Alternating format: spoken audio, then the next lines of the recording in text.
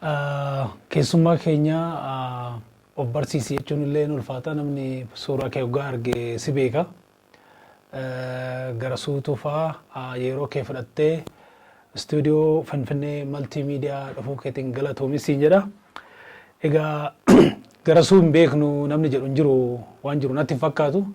Akka carraas ta'e riikarduma keenyaaf immoo namni hin beekne soo jiraate namni kun eenyu isa jedhuu fi gabaabsitumaa eessatti dhalattee eessa guddattee mana barumsaa kamii barattee samaraayis godhiitoo nama har'a nu dhaggeeffatuu fi dhaggeeffattoota keenya of barsiisi.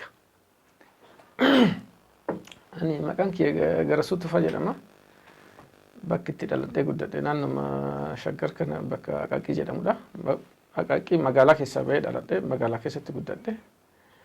Agaa iskuulitti achumatti baradhee boodarra immoo yuunivarsiitii 6 kiiloo deeme. Kanaafuu kanuma wanni suuraan hin jiru jechuudha. Garasuun yeroo dheeraadhaa biyyaa baatee booda gara waggaa 20 booda biyya deebitee jijjiiramni Aqaaqii irratti mul'ate maal fakkaata?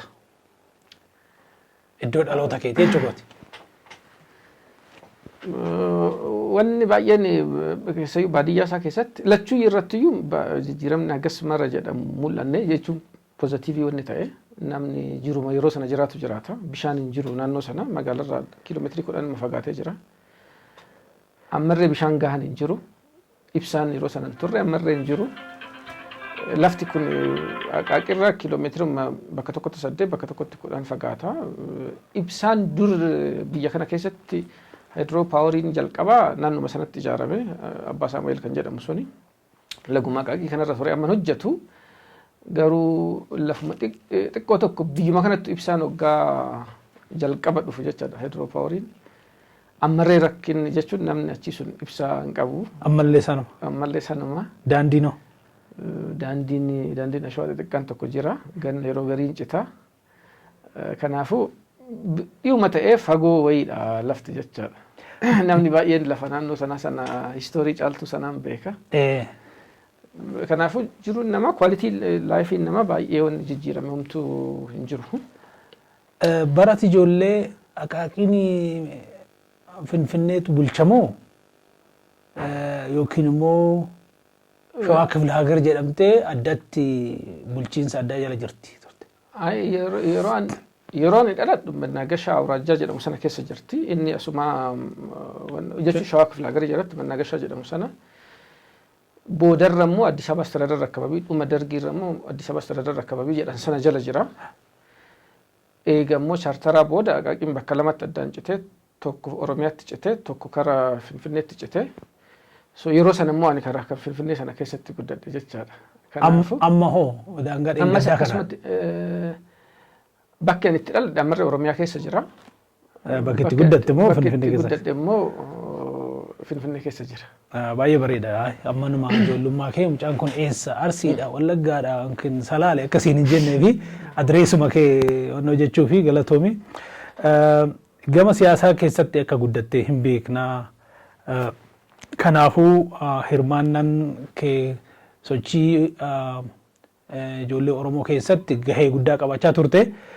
Amma kana garuu Garasuun hin badee hin dhokatee siin jedhanii siyaasarraa adda baate moo hin baqatte moo maanni hiriyaan kiyya tokko sirrii inni gadaamii galee naan jedheera. Gadaamii bataskaana dhaqne malee galuun oolu. Jechuun akkuma ati jette sana siyaasaa keessatti yeroo baay'ee hirmaataa ture I think jalqaba ani waan siyaasaa Oromoo waliin kan wal bare ana kutaa ja'a baratudha bara dargiin kufee wayyaaneen dhufee booda jechaadha. Akka itti wal bares akkuma tasaa wayiidha. Ani maqaa Garasuu jedhu qaba. Baadiyyaatti dhaladhee elementarirree aga kutaa 3 baadiyyaatti baradhee sana booda dhufee magaalaatti baradhee. Aksantii qaba afaan maqaa Garasuu jedhu qaba. Nama baadiyyaa wayii tokkodha. Manni barumsaan itti baradhe immoo samii private samii publikii wayiidha. Kanaafuu jechuun fiit itti godhuun akka malee struggle godhaa ture. Fluently akkasitti hin dubbadhu. Boodarra mana barumsaatti gaarii waan tureef survive godhe malee survive godhuun iyyuu na rakkisa. lammata maqaa kana yeroo hunda guyyuma hunda aga jiruu kiyyaa guutuu egaa afaan amaaraa wayyeeffadhee akkuma nama kamiittiyuu walqixxee dubbatu jalqabees guyyuma hunda maqaan akkas ta'uun kun akka malee jechuun nama baay'eedhaaf wannoo ture jechuun guyyuma guyyaadhaniin waan kanarratti gaaffii na gaafata hiriyooti koo na gaafatanii barsiisan na gaafata namni hundumtuu akkam maaliif akkana ta'ee jedha kana qofa miti ganda ani dhaladhee guddadhe sanatti bataskaanawiitu jira Madaaniilamii jedhama qeesiin margeetaan mana sanaa nama sabaan amaaraa akaakayyuu kiyyatu isa moggaase qeesicha akaakayyuun kiyya immoo qeesichaaf akaakayyuu kiyyata abbaa moggaasaa isaati qeesichi immoo nisaabbaatii akaakayyuu kiyyaati afaan jarri lachuu tokko walakkaa beekanii walumatti haasa'an garuu afaan akaakayyuun kiyya afaan oromoo hin dhagaa abbaan haadha tiyya afaan amaaraan dhagaa hin dhagaa kun qeesichi immoo afaan oromoo hin dhagaa kanaafuu jaarsummaas walumaan deemanii wannuma jedhanii garuu anaa ijoollee namichi mucaan kun yoo maqaan kanarraa jijjiiruu baattan waggaa 30 dunguunne du'aa jedheen haatiyya achumaa wal gahanii maqaa Abbaba jedhu natti baasan maqaa sana baasanii mana barumsaatti geessinaan jennaan maqaa kanan rakkataatuma oolaan guyyaa hundumaa garuu akkan geessine istoorii Tasfaayee Gabraab barreesse kan caaltu sun injira inni faamilii keenya keessatti waan ta'e istoorii sun guututti akkuma kitaabarra jiru sana miti wanni waan baay'een jijjiirame jira maqaa jijjiirratuu fi ishiin heerumtee hiiktee dhuftee magaalaa kanatti heerumtee baadiyyaatti deebite afaan oromoo wallaale jette maqaanis jijjiirame maqaa namni achi hin beekneen waamamti kanaafuu intalli miidhagsoo magaalatti galtee afaan sidaamaa taatee afaan wallaalte jedhanii rakkoo hamiitu ture kanaafuu yoo firoota kiyya aqaqii jiru dhufe maqaan afaan amaaraa dubbatuun maqaa amaaraa qabaatutu irra gatii qabaata yoon achi dhaqee ayyaanaaf dhaqnu ebaluun shaggaritti galee atis afaan wallaalte atirree maqaa qayyarattee siin jedhan kanaafuu maqaa sana jijjiiruu hin dandeenye wanni kun maal natti hime jechuun namoota warra biraa maqaan isaanii warra Saamu'eel ta'e warra Abbaba ta'e warra Almaas ta'e Heelan ta'e maalii ta'e kun fi afaan amaaraa fluently dubbata suni rakkina malee mana barumsaatittis smoothly deema laayifiin isaanii kan koo yoonni dogoggora hojjedhes maqaan kiyya akka ishuutti ka'a yoon immoo fakkeenyaaf tokkoffaafaa ba'aa ture yeruma aksantii qabu sanayyuu jechaadha duruma aniyyuu sarpiraayiz na godhaa ture uffata gaarii uffatan anarra afaan akka gaariitti dubbatanii garuu barumsa yoo egzaamii maalii irra wayya tureeyyu garuu akkasuma waan ta'e attenshiniin akkanatti kennamuu fi maqaan akka reedii kulli ta'u godhe malee baay'ee nan gargaarre kanaafu jireenyi kiyya sun rakkina akka wayii qabu tokko naa gala tureeyyu jechuun maqaa kun jira waan immoo aadaa waan gadaa maalii ateetee maalii kana faamiliin keenya hin godhanii magaalaa keessa jirru immoo namni bataskaana dhaqaa jechuun waanuma sanayyuu godhuu namatti nimtu kanaaf rakkoo wayii tokko akka jiru naa gala rakkoo sana garuu waan ittiin ibsu hin qabu gaaf tokko aqaqii bakka itti guddadhu kana qabalee 08 jedhama warra abaa'oo achitti ofiisa banan ani immoo daabboo bituu qabalee dhaqee isaanii alaabaa wayii diddibu wayii dhaqee achi dhaqee achumaan itti haasa'u jalqabe amma kan magaalaa aga ta'ee turee jira afaanis afaan amaaraatiin predominantly afaan amaaraatiin dubbadna itti haasa'ee maal inni wanni kun jedheeni oromoodhaa fi maalii jedhanii yeroon ani immoo magaalatti amma dhufu sana yeroo dargiin kufuuf ta'e Itoophiyaa wanni jedhu kun akka malee lafa fudhatee waan baandiraa kun lafa fudhatee qabaleen ani keessatti guddadhe sana immoo obboleettiin Mangistuu achi jirti jechuun simpatii qabnaayyuu Mangistuudhaafis waan tutture sanaafu namni ani dura dubbise amma actually asuma jiraayyuu magaalaa kana keessa jira ofiisa abaa'oo kanatti achumaan nutti himee wanni garii nuun galle jechuun waan wannoo sun waan akkana ta'ee maalii waan jedhu sun nuun galle gadaa qabna maalii sun akka malee appiil natti godhaan eegas mucaa tarrafa jedhaniin tokko waliin manatti deebinee galle bariisaa deebinee bariisaa ofiisa banan gaafa ofiisa banan san nama baay'eetu dhaqe achi namni jaarsi tokko itiin kan Damsee jedhamu obbo Damsee jedhamu Kanaadaa jiran itiin isaantu dhufee bane jedhan boodarra dhagaa malee eenyu akka ta'e hin beeku artistooti maaliin kun faa qamarfaan yeroo sana turanii isaan hundi dhufanii nama karabaata uffata qulqulluu nama Oromoon warruma keenya achi rakkatu sana malee nama magaalaa sana keessa ture nama barsiisaa ta'e nama mana hakiimaa hojjetu nama afaan Oromoo dubbatu argina nama beeknu kana ofiisa bira dhaqne yookaan immoo kilinikii dhaqne afaan Amaaraatiin itti dubban gaafa sana akka malee sarpiraayiz nama godha tureyyuu nama galma guutee jechuun uffata qulqulluu uffatee baandii afaan Oromootiin sana duraan wannoo baay'ee argee beekaa jechuun konsertii baay'ee garuu kanuma afaan Oromootiin dhaggee dandana yeroo tokko agarqii dhufe afaan Oromootiin isa sirbu dhagee garuu guutumatti baandii guutuu yeroo kana argee akka malee sarpiraayizd taanee guyyaan isaa I think Oktoobar 17 fakkaata Oktoobar 92 natti fakkaata. Eegasii barii deebinee dhaqne maqaa akkanatti nurraa jijjiiranii akkas nu godhanii akkas nu jedhanii waan jedhu sun wanni kun waan ani mana barumsaa guyyaatti jedhamaa ooludha. Kanaafuu frameworkii wayii naa kenna of maaliif jiruun kiyya akkana ta'e maaliif akka amma ijoolleen barumsaan anaa gadi ta'an rakkina tokko hin qabanne wannooti comfortable ta'anii deeman. So situation uncomfortable sana keessa waan jiru sun rakkina kiyya moo hawaasadha waan jedhu sun sirriitti naa galuu hin dandeenye. Wanni kana nama baay'eef experience nama baay'eetiif barbaada jedhee waan nan yaadu fanne sirriitti itti dheeressa. History caaltuu san akka inni boodarra barreeffamu kanan barbaadeef waan sanaafidha. Kanaaf frameworkii naa kenna akkamitti akka understand godha situation kiyya san.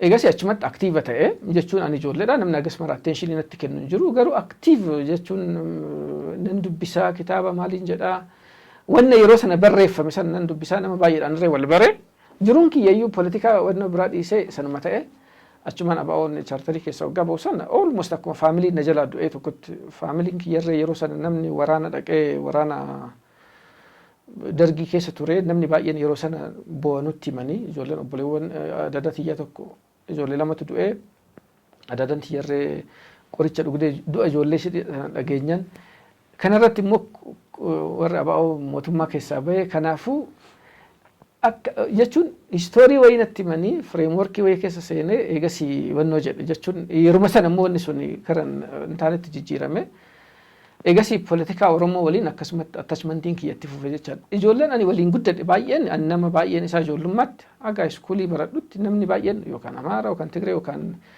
Eertiraadha namni ani waliin guddanne gandiin sanukee akka malee daayivarsiidha.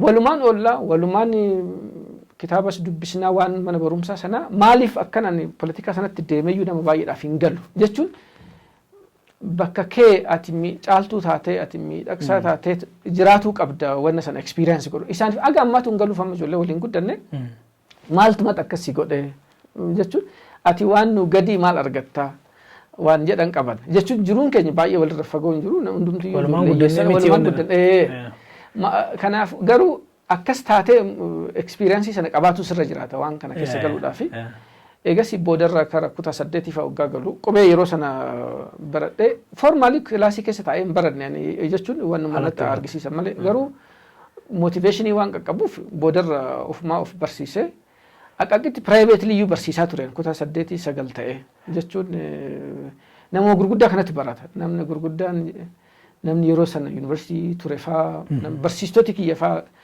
ganama anana barsiisanii galgala immoo isaan barsiisaa. Sun immoo wanna wayinaa kenna celebrity jechuun iskuulitti kana dur barsiisaa kabajnaa miti. Kanaaf backgroundii sanarraa ka'ee eegasii politika Oromoo waliin adda baheen beeku ammas adda baheen jiru. Amma wanni baay'een isaa sadarkaa adda addaa keessa darbee bakka amma jiru kana gahee jira. Bakka kanatti immoo wanni namni baay'een akka dubbattu sin barbaada akka hin dubbanne sin barbaada. Akka dubbattu qofa hin taane waan abbaan tokko barbaadu akka dubbattu barbaada. Namni mootummaa mormus waanuma inni jedhu san akka irra deebitee jettu barbaada. Dubbadhu siin jedha malee waan inni dubbatu sana waan dubbanne isan gammachiisu kan mootummaatis kanuma mootummaa sana deeggaruu qofadha. Kanaafuu namni immoo ani amma rakkoon alarraa Oromoo irra jira jedheen amanu Oromoo gidduu wal hubannoo rakkootu jira. Kan ammoo tokko arrabsaa tokko faarsaa hin hiikna jedhee yaadu ta'anii hiikuu qaban jedhee yaada. Kanaaf yeroo amma namni akka malee walitti iyyuu kana dubbattee wanni dhaga'amu wanni qabbanaa wayii tokko baay'ee hin jira jedhee yaadu haalli kun haga ta'ee jijjiirama isaaf waltajjii waan sana mijeessu hojjetu irratti irra gaariidha. Wanna sana immoo qaama tokko arrabsaa tokko faarsaa godhuun hin danda'ama jedhee yaadu kanumaafan callise malee politika irraa baay'ee hin fagaanne jechuudha. Okay, egaa akkuma beektu akkuma yaadannu hundi keenyayyuu gara suunii gaafa biyyaa baatu Naayiroobii deemtee Naayiroobiidhaa akka ormaa Ameerikaa Awurooppaan deema jettee illee yaada keessan geeddartee hin dhiisu Ameerikaa deemuun barbaadu Awurooppaa deemuun barbaadu jettee Eertiraa deemtee kun hundumtuu qabsoo Oromootii fi boodas immoo Awurooppaadhaa ega geesse boodas immoo guyyaa tokko jiruu keetii irratti fookas hin goone waanuma Oromoo kana halkanii guyyaa gaafin Ameerikaa dhufaa gaafin iddoo adda addaa deemaa sochii Oromoo waggaa sana maaster pilaanis haa ta'uu Oromoo pirootestii bifa adda addaatiin morman keessatti gahee guddaa qabachaa turte. Qabsoon Oromoo akkuma hundi keenyayyuu beennu bara Haile Sillaasee bara Maccaaf Tuulamaa irraa kaasee achumaan immoo bara Baaroo Tumsaa faan dargaggeessa turan qeerroo turan kaasee ammoo bara ABO keessa kaasee bara Wayyaanee keessa kaasee bara amma jiru kana akkanatti raasamaa garam deemna eessa geenya maalitti jirra amma complete goone graduate goone movement irra moo ammas ganaa movement itti jirra ammallee dhagaa darbachuutti jirra moo bakka gahuun Oromoon gahuun keenyarra jechuun waggaa 40 waggaa 50 guutuu raasamaa eessa geenya ishii movement Oromoo kana sochii Oromoo kana akka samaraayis na gootu barbaadeen. Ani sochiin Oromoo kun sadarkaa adda addaa keessa darbe jedhee amana. Sadarkaa keessa darbe kana keessatti jechuun achievementii adda addaa argatee jira. Jechuun injifannoo adda addaa argatee jira. Rakkina adda addaa keessas darbee jira jedhee yaada. Feezii gurguddaa sadiitu jira jedhee yaada. Jalqaba wanni jalqabame sun jira jechuun yeroo jalqaba fakkeenyaaf kan Maccaaf Tuulamaa jalqabu sochiin dura sochuma misoomaa irratti jalqabe wanni kuni sochiin misoomaatu garuu siyaasaa ture bara sana jechuun eenyutu baratuu biyya kana keessatti qabaa eenyutu karaa argatuu qabaa eenyutu jiruun isaa jijjiiramuu qabaa waan jedhu suni mootummaan yeroo sana ture sun nama akka malee adda waan loogii guddaa waan tureef wanna sana isaan dura misoomuma sana hojjetuudha isa jijjiirree jiruu Oromoo jijjiirree biyya kana keessatti integrated godhuu qabnaa jedhan kan akka Jeneraal Taddasee Birruu sun fakkeenyaaf Fidel Saraawit jedhamu sun Fidel Saraawitiin Oromoon baratoo jedhan afaan Amaaratiin kan baratu kan jedhan assimilated akka ta'u urbanized akka ta'u akka education argatu achuma keessatti akka carraa argatu malee aspirationii biraa qabaataan turre jechuun fakkeenyaaf biyya bilisa ta'e dhaabuu waan jedhu suni gaaffii jalqabaan ture tokko feeziin sanadha. Waanuma sanatu rakkina isaan uume jechuun sababa sanatti hidhaman jarri kun. Sanarraa generatiinii lammataa dhufe jechaadha. Generation ABO kun kan Baaroo Tumsaa kan Obbo Leencoo faa kan Dr. Diimaa faa kan Magarsaa Barii faa Muhee Abdoo faa second generationii sanaadha. Kan isaanii self determinationidha. Of dandeenyee biyya ta'uu qabnaa waan jedhutti achi deeme baratuu qabnaa qofa hin taane afaan Oromootiin baratuu qabnaa waan jedhu sun sadarkaa sanarratti dhufe.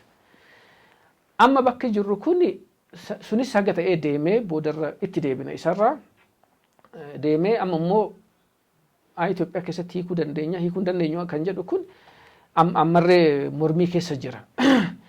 Qabsoon ilma namaa kamiyyuu sadarkaa adda addaa keessa darbee bakka ta'e gaa jechuun yeruma tokkoon wanni na barbaadamuun argamsiisu wanni yeroo kaatu kanatu na barbaachisa jetterree yeroo waggaa 20 booda dabarte 30 booda dabartee booda wanni ati haalli naannoo sanatti jijjiiramu sun wanni inni si fayyadu wal qixxee ta'uu dhiisuu danda'a. Kanaafuu jalqabu san Oromoon fakkeenyaaf kan Maccaa fi Tuulamaa sun waggaa jalqabu Oromoo walitti fiduudhaaf gargaaree jira. At least eliitiin bara sana ture jechuun namni beekamu militarii keessa jiru namni lakkoofsaan xiqqaan barate sun akka inni walitti dhufu godhee jira. Sana booda itti aanee kan dhufe kanaafuu erliin amma yeroon itti Oromoon akkuma sabaattuyyuu consciousnessiin xiqqoo jalqabu sana jechaadha. Itti aanee kan dhufe yeroo revolutionii sana Oromoon dhaaba diversity ta'e keessa jira. Jechuun kan Icaat keessa ture, Meesoon keessa ture, aga ta'ee PRP keessas ture, Dargii keessa ture. Kanaafuu hoogganoota turaniyyuu gariin isaanii Hayilee Fidaa bakka biraatti hoogganaa ture, Icaatitti Baaroon hoogganaa ture, bakka hedduutti akka hoogganaatti turanii jechuun at least warri ani waan sabaa kana sirriitti beekan namichi Sannaa Ilakkee jedhamu yeroo sana consciousnessii sabaa sanas qoduu baatu wazligii waan jedhu sanatti liidara ture. Ishuun yeroo sana ture ishuu sabaa hiikuu fi ishuu diinagdee kan lafaa sana hiikuudha. Sana keessatti kan fayyadamu lachuu iyyuu eduu yeroo sanatti hiikamee jiraate kan fayyadamu Oromoo ture kan lafaa hiikkate kun hin hiikkanne kanaaf sadarkaa itti aanutti darbe jechuun namni gariin hidhamee jechuun nama fakkeenyaaf liidaroota ABO yeroo sana turan baay'een isaanii hidhamanii warri amma lubbuun jiran akka obbo Ibsaa Guutamaa, Biyyuu Galataa, Abbaa Biyyaa, obbo Zagayyee namni baay'een mana hidhaa ture. Namni kun bosonatti deeme, namni kun hin du'e. Kanaafuu warri hafan sun armed struggle jalqaban jechuun kanaafuu sadarkaan chaaptarii sadaffaa wayiidha jechaadha. 80moota keessa armed struggle jalqabe. Armed struggle Oromoo bifa rakkisaa ta'e keessatti jalqabe. Tokkoffaa liidarooti baay'een isaanii karaa bahaatti deemanii warra akka Magarsaa Barii maqaan isaanii Muhee Abdootis bahaa dhaqee eegasii deebi'een asitti qabame. Garuu warri Gadaa Gammadaa itti aanaan ABO yeroo sana ture kan Higgazuu Bantii jedhamu nama I think kan waggaa 10 maal dura obboleessa iyyuu pileenii Siiriyaatti kufte Libnaanitti kufte sana keessa kan ture Abboo Maamitikkuu fa'aa baay'een isaanii karas turanii.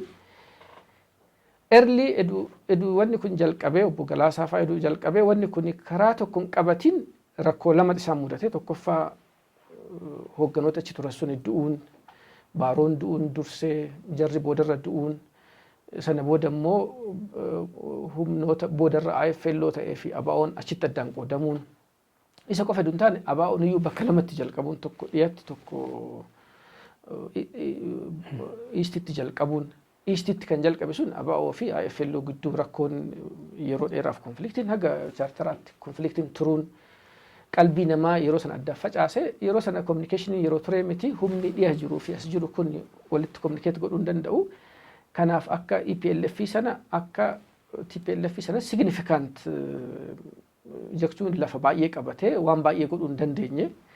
Aksesuma magaalaa fi isaan gidduuyyuu baay'een turre. Obbo Ibsaa kitaaba isaanii tokko keessatti bara Dargii sana mana hidhaa keessa turanii hidhamee ji'a 3 hospitaala I think Black Line ciisanii namni dhaqee gaafatu hin turre. Neetworkiin humtuu waan hin turreef jechaadha.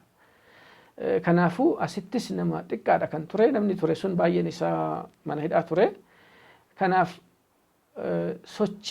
sochuma eliitii haga ta'ee tokko malee sochii maasii influence godhuu baay'een arganne miidiyaalee kan qabataa turan dhuma 80mootaa keessaa. Kanaafuu impactiin baay'ee qabataa ture baay'ee miti. Armed struggle sun jechuun waanuma xiqqaa wayii ture. I think disciplined ture gasmara negatively baay'ee ka'an turre garuu homaa baay'ee significant waan ta'e hin argamne. Kanaaf ABO fi yookaan sochiin Oromoo fi IFLOs movementooti biraatis yeroo sana turan baay'een isaanii kan wal baran eeguma Dargiin kufee booda jechaadha. Yeroo sana impactiin isaanii akka malee maasiivii ture. Maas movementiitti jijjiirame yeroo sana. Namni hundumtuu akkuma amantiitti waan kana follow godhuu jalqabe jechuun dhaabota baay'ee TPLF yeroo sanatti effective ture. Organizationii guddaa qabaataa ture, militarii guddaa qabaataa ture. EPLF irra Shaabiyaan akkasuma ture. Popularity garuu warra ABO irra caalu turaniyyuu jechuun publikii biratti garuu organizational capacity sadarkaa sanaa waan hin qabneef situationii yeroo sana tureef waan hin qophoofneef lachuyyuu immoo humnooti yeroo sana turan hundumtuyyuu paaworii keessa kompititariin biraa akka turu waan hin barbaanneef achi keessaa dhiibamanii ba'anii. Sana booda movementiin kind of maasitti achi jijjiirame. Eegasii booda haga 2018tti militarily waan significant ta'een beeku garuu suuta wanni kun mass movementitti jijjiirame jechaadha. Boodarra kan nu sammate kana kan sochiin adda addaa gaazexaadhaan haa ta'uu, artiistootaan haa ta'uu, maqaan isaa sochii maaster pilaanii kana wal qabsiisee mormii godhamaa ture sana. Kanaaf waan gurguddaa baay'ee argatee jira waggootii darban kana keessatti. Kan gaafa jalqabaa lafa hin qabu ture, namni lafa irruma oolee bulaa namuma biraatiif irratti hojjeta malee lafa hin qabu ture biyya kana keessatti, biyyuma kamiyyuu keessatti. Hundeen diinagdee lafadha, lafa oon godhee jira. Effectively oon godhee jira jechuu baadnus at least abbaan lafarraa ka'ee jira. Kanaafuu achievementiin jalqabaa isa jedhee yaadaani. Ka 91 kanaan immoo self rulii fi afaan aadaa kana achieve godhee jira. Self rulii suni fully empowered waan hin taaneef homaa jechuun isumatu deebisee sochii kaasaa ture. Kan 2018 immoo empowered ta'ee jira. Powerii sana garuu humnoota adda addaa waan ta'eef kan qabsaa'aa ture. Eenyutu irra legitimateedha kan jedhu sanarratti taa'anii waliin haasa'anii fixatuu hin dandeenye. Rakkin amma keessa jirru kun waan 2018 namni taa'ee qabsoon kun bifa kanaan deemaa ture, keessattis waan akkanaatti deemaa ture, amma achievementii akkanaarra geenyee jirra, fuuldura akkanatti deemnaa waan jedhu kana yeroo sana dhumatuutu irra tureeyyu. Isatu konfliktii keessa nama galche.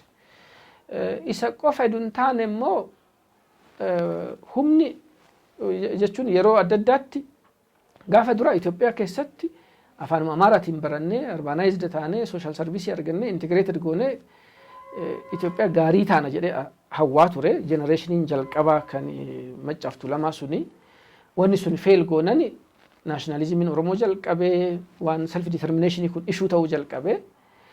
Sadaffaa irratti immoo somehow powerii immoo kara poweriitti eega dhiyaate booda immoo kanuma Itoophiyaa sanatti itti fufsiisee garuu abjuu lamaan sana taa'anii walitti araarsuun hin barbaachisa tureeyyu. Akka namni qalbiin isaa tokko abjuu hundumtiyyuu ofii of keessattiyyuu walitti araarsuudhaaf yeroo adda addaatti of keessattiyyuu dibeetii godhaa turre.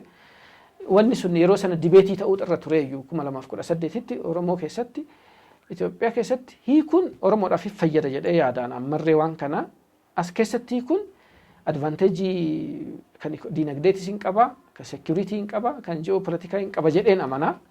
Garuu wanni kun sochiin dargaggooti baay'een waan kanaan influencer ta'an, sirbi kanatti sirbame, walaloon kanarratti barreeffame, naareetii waan kanarratti himame fi kun walitti hin araaramne. Akkamitti abjuu kana walitti araarsina? Bilisoomuu jechaan iyyuu alaabaa dhaabbatuudha immoo jiruun uummata akka jijjiiramu, diinagdeen akka guddatuuf haala nama mijeessu. Naannoo kanarratti uummati kun uummata bal'aadha, uummata baay'ee walii wal tuqaa, balbaluma ofitti cufatee of keessa ilaaluu qaba immoo naannoo kanatti akkamitti influence godhuu qaba seeraan waan jedhu san uummata biraa waliin hariiroon nuti qabnu akkam ta'uu qaba wanni jedhu suni 2018 sirriitti dibeetidii ta'ee seetildi ta'uu danda'a tureeyyu. Ammas yeroon isaa irra darbee jira jedhee yaadu'anii. Kanaafuu ammas namni qalbiidhaan humnooti hundumtiyyuu taa'anii akkamitti haala amma jiru kana jechuun amma dhiibban alaan jiru wal hubannuma gidduutu waan rakkinaa fi kiraayisisii fi waraanaas amma keessa jiru kana keessa nu geesse. Kanarra akkamitti wanna kana wayyeessine ofiifis uummata biraatiifis goona wanni jedhamu kun I think ammarree haasaa barbaachisa jedhee yaada. Wanni ani callisuufiyyuu wanna kana keessatti humna adda addaatu deemaa dhufe. Humni adda addaa kun waan mataa keessatti eeggataa turetu jira. Waan sana waltajjii tokkorra ta'anii seetil hin goone isaantu wal dinqaa jira. As keessatti seentee kana ta'a waan jettu kun baay'ee hin gargaara jedhee yaadu. Kanumaafidha wanni kun mariidhaan dhumatuu qaba jedhee yaada. Qabsoon Oromoo kun hagas mara waan abdii nama kutachiisudha jedhee yaadu. Ummati baay'een waan adda addaa keessa darba jechuun ummati Palestiinii Oromoo dura qabsoo jalqabee empowered ta'ee hin jiru haga amma jechuun abduma empowered ta'uu iyyuu hin qabu. dhiyoo kana biyya Speen jedhamu deemee lafa baaskii waan jedhanii eetaa waan ijoollee taanee dhagaa turre achi dhaqee ture jechuun armed stragiliin Awurooppaa keessatti deemaa ture lama ture bara dhiyoo kana tokko kan Ayirishidha tokko kan warra baaskii kana warri baaskii kun Awurooppaa keessatti uummata indiijineesiidha warri faranjii isaanis aduma garuu isaanirra nuti country of Basque jedhaniyyuu biyya jedhanii of waamaniyyuu paartuma wannoodha. Federaalii jechuun armed struggle aga dhiyoo kanatti ture ofumaa dhaaban actually boodarra nun gargaaru jedhanii edu negotiating godhin saayiduma tokkotu dhaabe boodarra achievementii adda addaa argatanii namni hundumtu namni rakkina wayii keessa ture akkaataa itti bakka akkuma waan addunyaa kanarratti rakkoon kanuma isaa qofa taatee laaffinni kanuma isaa akka ta'e waan hundi abdii nama kutachiisutu itti fakkaata garuu sadarkaan Oromoon humna jiru nama akkanatti mobilized ta'ee jiru namni akkanatti amma educated ta'ee jiru somehow empowered ta'ee jiru empowered ta'uu sana walitti araarsuu dadhabe malee haala desperate keessa jira jedhee yaadu garuu yoo wal gidduutti fixuu baate immoo rakkina keessa gala jedhee yaada ammarree jechaadha akkanatti ilaala. Haa ta'u sirriitti ibsitee waan baay'ee cover goote nus gaggabaabsaa deemna baay'ee sin dadhabsiisnuti si hojii qabda.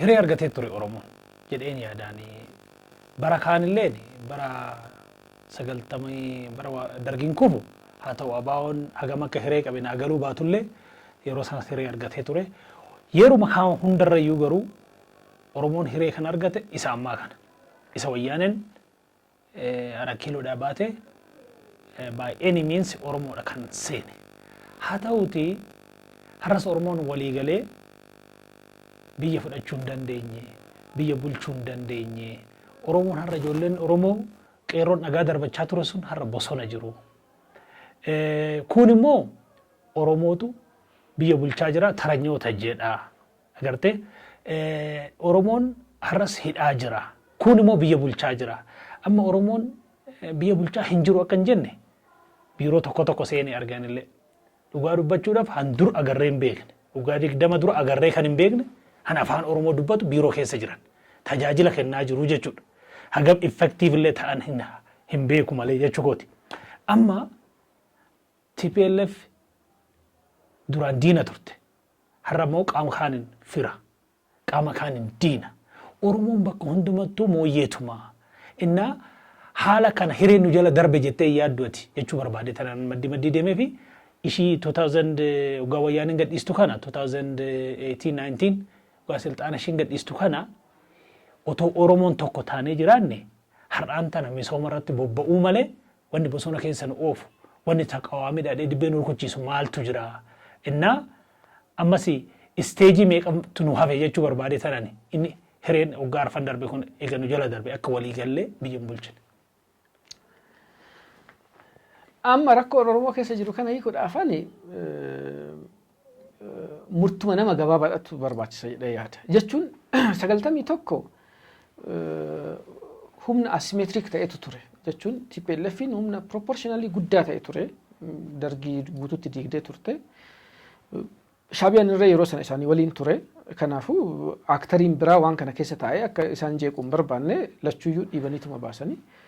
Warri faranjiitirra yeroo sana jaruma sana waliin ture jarri immoo more organized turanii more clarity qabaataa turan Itoophiyaa bulchinaa qofa danda'an akkamitti akka bulchanis samaawu qabanii isaanis boodarra wal dhabanii jiran Oromoo 2018 hireen ammas darbee jira jedhee yaadu 2018 garuu edu namni taa'ee waan baay'ee akkamitti deemna Oromiyaa akkamii barbaanna hariiroon ummatoota biraa waliin qabaannu maal fakkaatuu qaba Itoophiyaa tan akkamitti akka redefine goona bifa haaraa ta'een bifa jechuun mirga ummata biraatis kabajuun kan keenyas kabajuun walitti araarsuun biyya multiculturalii ta'e biyya multilingualii ta'e biyya amantiin adda addaa keessatti walqixxummaan keessa jiraatu biyya aadaan adda addaa keessatti sirriitti dagaagu akkam godhuu dandeenya waan jedhu suni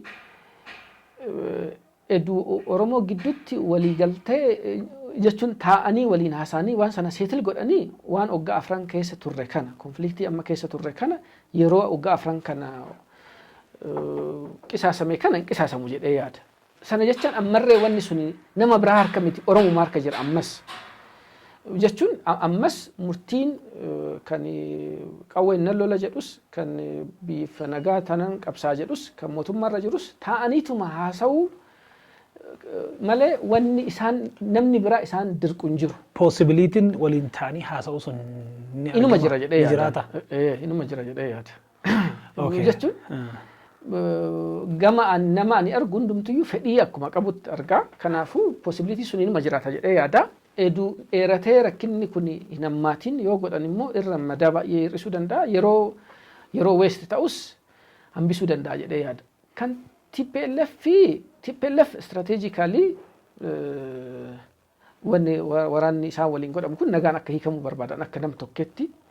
Garuu TPLF maaliif waraana kana banee wanni jedhu kuni namni baay'ee federalizimiidhaaf jedha. Waggaa 27 bulchaa turanii federalizimiin yeroo sana isaan waan hundumaa waggaa godhu turan. Waggaa fakkeenyaaf 90moota yoo nuti mana barumsaa turre sana Mallas muummicha ministeeraa ture. Siyyeen ministeera ittisaa ture. Kinfee Gabramadin dahannat heedii ture.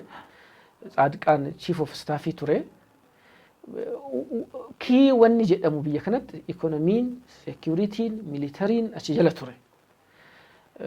Ummati kun jechuun biyya kana keessatti roolii taphatuu qabanii, rooliin isaan taphatuu qaban garuu parsantii 6dha. Sanaa ol historically waan dhaaba qabaniif, waan jaarmiyaa qabaniif waan sana miisii godhan.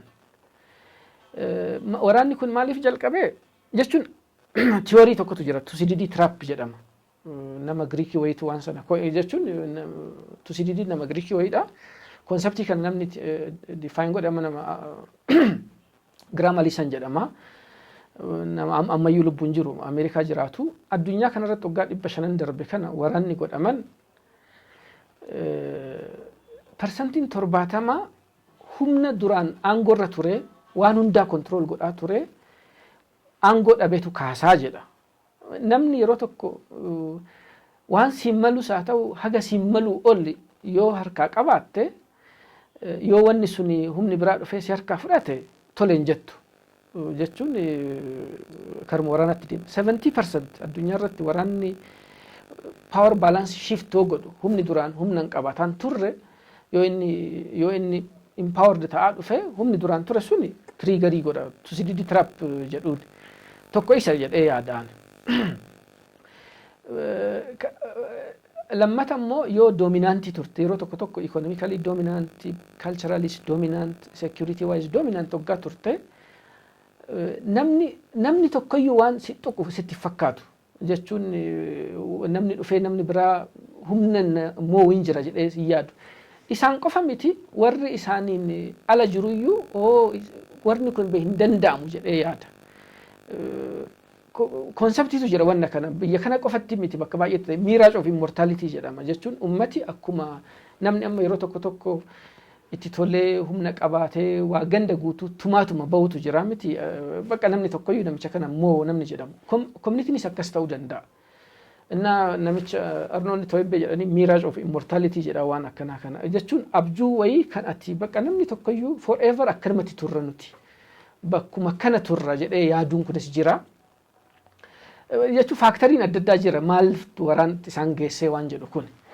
Kanaafuu paaworiin decline godhu yeroo humna duraan privilege dhabe sana dhabu waraana keessa seenaa waraana sana keessa jira jedhee yaada. Wanni kun power balance shiftidha. Duraan namni kara noorziitii dhufe kun dominate godhaa ture biyya kana. Duraan humna Amaaraatu dominate godhaa ture warri biraa waanuma sanarratti waan guutame tokkodha. Itti aanee immoo humna Tigraayitu dominate godhaa ture amma dominaansii sana lose godhanii sanatu nama aarsaa jechuun as keessatti namni miidhame jira gama kanaanis gama sanaanis wanni kun nagaan hiikamuu qaba jedhee yaadaani. Waan jedhan kana qofaan miti wanni waraana kanatti nama geessu. Aliyaansiin immoo humnoota Oromoo fi isaan gidduu jiru kunis istirateejikiidha jedhee amanu ani. Aliyaansiin ani Eertiraa ture. Eertiraa waggaa ture sana nama Oromoo tokko biratti yeroo sana hamatuun hin danda'amu tureyyuu Eertiraan Oromoon akka humna qabaatu barbaaddii waan jedhu kuni akkuma dhugumatti akkuma faaktiitti humni politikaa yeroo kamiyyuu walitti dhufu kuni kan individualii haa ta'u kan siyaasa kan political party haa ta'u kan biyyoota haa ta'u yeroo sana keessatti eenyu waliin dhaabbadheen eenyu dhiibee naa wayyaa waan jedhu irratti hundaa'a malee firummaa bara baraa waan jedhamu hin jiru humnuma kamiyyuu gidduu. Sochuma Oromoo kana keessatti waggaa argate waggaa 20 darbe kana keessatti at least fakkeenyaaf konfliktiin ABO keessatti ta'e kara yeroo 5 ta'a jechuun yeroo obbo Dhugaasaa fi Galaasaan kara tokko goranii obbo Daawud Faadhaan adda ba'an 2001 fi 2002 boodarra immoo kan Jeneraal Kamaal faa fi kan obbo Daawud faa boodarra kan humna ODF ta'ee fi kan immoo obbo Daawud faa boodarra 2014tti immoo humni gaafa duraa qaama ce'umsaa ture sunii fi obbo Daawud faa walitti deebi'anii 2018 immoo walakkaan isaanii deebi'anii adda ba'anii boodarra kan obbo Qajeelaa faaf obbo Daawud faa kanarra kanaaf fideef fakkeenyaaf gaafa 2001 waggaa ABO qacaa fi yeroo sana ABO shanee jedhanii adda bahan manguddoon jaarsummaan uumamanii jaarsummaan tokko shanacha jaarsummaa kan jedhu uumamee tureyyuu riippoortii iyyuu qaban isaan yeroo jechuun riippoortiin qophaa'ee internet irra iyyuu jira riippoortii ekstensivii ta'e tokko qopheessan yuunivarsiitii Joorji Maason waliin waan jaarsummaa sana godhanii waan sana kan hoogganaa ture nama Profeesar Amdeessaa Tusoo jedhamu wanna sana deebi'anii ilaaluun akka malee barbaachisaadha jedhee yaada nama Oromoo baay'ee ta'ee fi Profeesar Amdeessaa Tusoo Abdallaa Sulee gaa dhugumaa faa keessatti kan argamanii itti deddeebi'anii jara kana walitti araarsuudhaaf waan isaan hin goone hin turre edoo'an Eertiraa turuyyuu yeroo baay'ee itti deddeebi'anii dhufanii hin danda'amne ture booda garuu fartii hagas hin geenye walitti araaraman yeroo sana addaan ba'uu qofa hin taane kibbatti walitti irree bu'anii kara nama tokkotu du'e riippoortiin yeroo sana riippoortii sana keessatti inkluud godhanii turanii waraanuma isaan gidduutti deemaa tureyyuu jarri lachuu ibsa baasaa turanii yeroo sana Oromiyaa neetii kan jedhamu I think Dr. Salamoon Ungaasheetu hoogganaa achirratti actually inni public relation head iyyuu tureyyuu kanaafuu wanna sana deebi'anii ilaaluun amma immoo obbo Daawudii fi obbo Dhugaasaan kan yeroo sana hoogganaa turan kara tokko jiranii kanaaf fideef yeroo tokko wanni tokko firummaas haa ta'u diinummaan akka waan sana booda lammata firummaan fi diinummaan hin dhufne amma namni akkatti inni wal arrabsu akka inni itti wal ilaalu emotionii amma qabu kana darbee wanni kun hiikkatee yeroo tokko warri amma wal lolaa jiru waliin allaay godhee warra amma immoo waliin jiru waliin is wal mormuu akka inni danda'urree deebi'ee ilaalu waan waggaa 20 anuyyuu actively kan jiru namni baay'een gaafa nama Asmaraa dhaqu yeroo sana obbo Galaasanis achi ture obbo Galaasaa dubbisuun almost taabuu ture nagaayyuu gaafatuun hin danda'amu sarkiliin isaa waliin ture baay'eetu ture isaan dubbisuun almost impossible ture jechuun ani dokumentoota tokko faa nama Sheekh Hasan Maaruuf ati Naayiroobitti hin beektaa isa biraa fuudhee isa biraan dhaqee ture kenneefiyyuu isattiyyuu kennuun hin danda'amu tureyyuu namni akkanumatti walitti gaarreeffatee jiraata.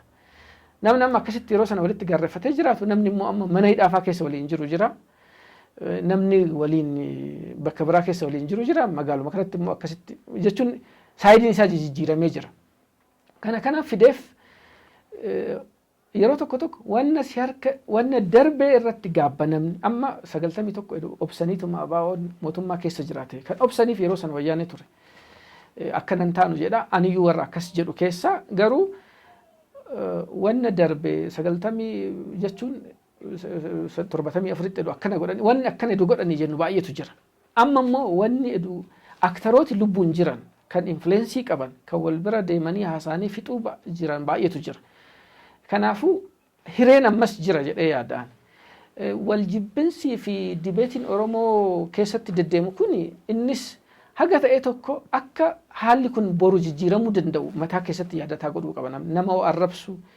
gruupii wayyoo xiqqeessu yookaan wanna godhu namni inni har'a fira jedheen kun forever fira ta'uu fi dhiisuu danda'a namni immoo inni har'a diina jedhu kun boru waliin dhaabbatuu danda'a wanni gariin ji'ootuma faa keessatti jijjiirama fakkeenyaaf waggaa 5 har'aa maqaa Dabratsiyoon kaasuun footoo namni tokko walgayii Abbaay Tsahayyee argame irratti argame jedhamee maal akka ta'aa ture dhiyuma kana hin yaadannaa miti yeruma sanas namni tokko akkanumaan yoo tasa wal tuqe yookaan wal cinaa dhaabbate akkasumatti automaatikali akkuma akkuma elektirikaa wayii chaarji ta'ee deema jedhanii eejensii dhabuunis mataan isaa abbuma barbaadde waliin diilii gootee haasoftee yaada keetis atis influensii godhuu dandeessi namni biraarra influensii godhuu danda'a bifa sanaan waa hunda lagatuunis rakkina qaba jedhee yaada suniyyuu yeroo sanatti rakkina qaba amma immoo namni tokko bakka akkuma waan akka haaraa wayii jaalallee wayii haaraa argatetti walii ilaala wanni kunis akkanatti sustainable ta'e jedhee yaadu ani kanaafuu namni gadi qabbanaa'ee wanni ani har'a akka malee jaalataa jiru kunis wanni akka ani har'a malee jibbaa jiru kunis hagam practicalidha strategically Oromoo maaleedu ta'ee wayyaa fi waan jedhu kana of keessattis dhaaba ofii keessattis bakkuma ofii jiruttis wanni ani godhu kun waggaa 5 waggaa 10 50 akkamitti ilaalama akkamitti contribute maal godha waan jedhu kan responsibly yaaduu qaba jedhee yaada. Baay'ee galatoomii waan baay'ee cover goonerra jedheen yaada. Waan hanqateetti dabaliiti plus ammoo hiriyootumti keenya gara sun maal hojjetaa jira hoonaan jedhe maalan jedhan.